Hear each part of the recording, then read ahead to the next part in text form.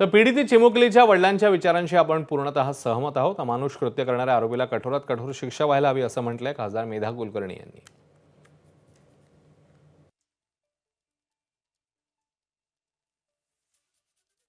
खासदार मेधाताई कुलकर्णी सध्या आपल्या सोबत आहेत। ताई, तुम्ही त्या चिमुकलीच्या कुटुंबाची भेट घेतलेली आहे। त्याचवेळी तिच्या वडिलांनी असं आवाहन केलंय की कुठल्याही राजकीय नेत्याने माझ्या घरी येऊ नये, फोटो काढू नये। जोपर्यंत माझ्या मुलीला न्याय मिळत नाही, आरोपीला फाशीची शिक्षा होत नाही, तोपर्यंत कृपा करून कुणीही येऊ नये। ही उद्विग्नता खरंच आमच्या सगळ्यांसाठी संदेश आहे। मी सहमत आहे त्यांच्या विचारांशी, कारण बऱ्याच वेळेला राजकीय लोक येतात, तेच प्रश्न विचारतात आणि पोस्ट टाकून हा मुद्दा सुटणार नाही आहे।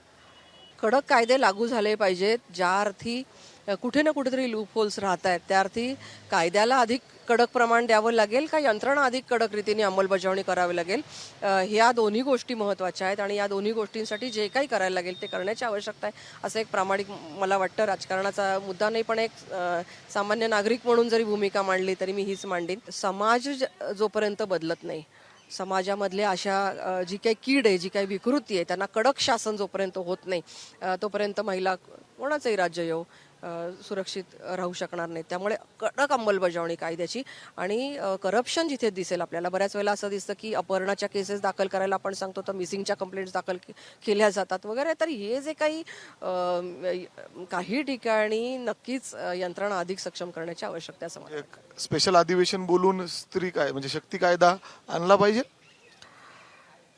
हा कॉल माननीय मुख्यमंत्री आणि दोन्ही उपमुख्यमंत्री मिळून घेतील। खासदार म्हणून वाटतं काय? नक्की कायदा कडक आणला पाहिजे, स्पेशल अधिवेशन घ्यायला पाहिजे का आणखीन कशा रीतीने हे करता येईल या संदर्भातला अधिक माहिती ते देऊ शकतील असं मला वाटतं। एबीपी माझा, उघडा डोळे बघा नीट।